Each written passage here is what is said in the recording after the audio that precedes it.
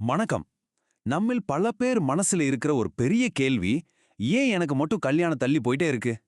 சரி, இந்த கேள்விக்கான பதில நம்ம பாரம்பரிய வேத ஜோதிடம் எப்படி விளக்குதுன்னு நாம கொஞ்சம் ஆழமா பார்க்கலாம் வாங்க. உங்க ஜாதகம் தான் உங்க திருமண தாமதத்துக்கு காரணமா?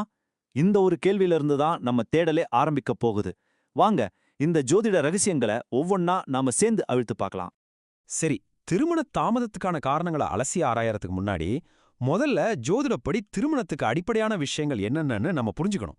அதுக்கு சில முக்கியமான வீடுகளை பத்தி நம்ம தெரிஞ்சுக்க வேண்டியது அவசியம்.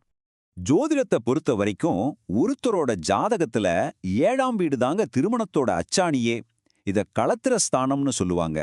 அதாவது உங்களுக்கு வர்ற வாழ்க்கை துணை எப்படி இருப்பாங்க, உங்க திருமண வாழ்க்கை எப்படி அமையும்னு தீர்மானிக்கிற ஒரு முக்கியமான இடம் இதுதான். அதனால இந்த வீடு எவ்வளவு பலமா இருக்குங்கிறது ரொம்ப ரொம்ப முக்கியம். அப்போ 7ஆம் வீடு மட்டும் நல்லா இருந்தா போதுமா? இல்ல, சில கிரகங்களோட பார்வைகளும் அது உட்கார்ந்திருக்கிற இடமும் திருமணத்துல சில தடைகளை ஏற்படுத்தலாம். இதத்தான் ஜோதிடத்துல தோஷங்கள்னு சொல்றோம். அப்படி என்னென்ன தடைகள் இருக்குன்னு இப்ப நாம பார்க்கலாம். சனி, ராகு, கேது இந்த கிரகங்களோட இயல்பே ஒரு விஷயத்தை தாமதப்படுத்துறது அல்லது அதுல சில தடைகளை உருவாக்குறது தான். அப்ப திருமணத்தை குறிக்கிற அந்த 7ஆம் வீட்டுல இந்த கிரகங்கள் வந்து உட்கார்ந்தா இயல்பாகவே திருமணத்துல தாமதம் ஏற்பட வாய்ப்பு அதிகமாயிடுது. அது மட்டும் இல்ல, அந்த 7ஆம் வீட்டுக்கு அதிபதியான கிரகம் பலவீனமா இருந்தாலும் இதே நிலைமை தான். இப்போ இந்த அட்டவணையை கொஞ்சம் பாருங்க. இதுல பொதுவா திருமணத்துக்கு வர்ற சில தடைகளை பத்தி சொல்லியிருக்கோம். முதல்ல செவ்வாய் தோஷம். இதை பற்றி நீங்க நிறையவே கேள்விப்பட்டிருப்பீங்க. ஜாதகத்துல குறிப்பிட்ட சில வீடுகள்ல செவ்வாய் இருந்தா இது ஏற்படும். அடுத்தது மாங்கல்ய தோஷம். 8ஆம் வீட்ல சில அசுப கிரகங்கள் இருக்கிறதுனால இந்த தடை வருது. நம்ம ஏற்கனவே பேசின மாதிரி 7ஆம் வீட்ல சனி, ராகு, கேது இருக்கிறது திருமண தாமதத்துக்கு ஒரு முக்கியமான காரணம். அதோட சனியும் திருமண காரகனான சுக்கிரனும் நேருக்கு நேர் பார்த்துக்கிட்டாலும் தடைகள் வரலாம். கடைசியா ராகு கேது தோஷம். இது ஜாதக பொருத்தம் பார்க்கும்போது சில சிக்கல்களை கொடுத்துட்டே இருக்கும். ஐயையோ, இவ்ளோ தடைகள் இருக்கான்னு நீங்க கவலைப்படவே வேண்டாம். ஜோதிடம்ங்கிறது பிரச்சனைகளை மட்டும் சொல்றதில்ல, அதுக்கான தீர்வுகளையும் நமக்கு காட்டுது. வாங்க, இந்த சவால்களை எல்லாம் ஜெயிக்கிறதுக்கு என்னென்ன எளிய பரிகார முறைகள் இருக்குன்னு இப்ப நம்ம பார்க்கலாம். இது தினமும் செய்யக்கூடிய ஒரு ரொம்ப சக்தி வாய்ந்த பயிற்சி. ஒரு அமைதியான நேரத்துல மனச ஒருமுகப்படுத்தி சுயம்வத பார்வதி ஸ்தோத்திரத்தை பாராயணம் செய்யணும். பார்வதி தேவியே சிவனை வணக்கிறதுக்காக இந்த ஸ்தோத்திரத்தை சொன்னதா புராணம் சொல்லுது.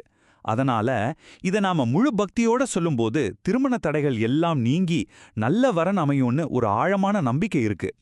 இதோட சேர்த்து இன்னும் சில சக்தி வாய்ந்த பரிகாரங்களும் இருக்கு.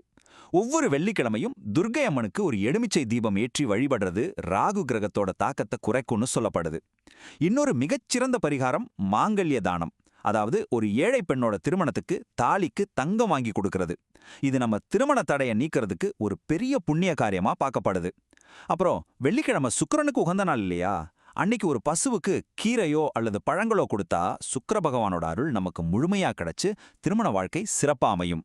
இந்த மாதிரி பரிகாரங்களோட சேர்த்து சில குறிப்பிட்ட கோவில்களுக்கு போறதும் நம்ம வேண்டுதல்களுக்கு இன்னும் அதிக சக்தியை கொடுக்கும். திருமண தடைகளை நீக்கிறதுக்குன்னே ரொம்ப பிரசித்தி பெற்ற சில புனித தலங்கள் நம்ம ஊர்ல இருக்கு. வாங்க அந்த கோவில்களை பத்தி இப்ப தெரிஞ்சுக்கலாம். இந்த மாதிரி க்ஷேத்திரங்களுக்கு போறதுங்கிறது சும்மா ஒரு கோவில் தரிசனம் மட்டும் இல்லைங்க.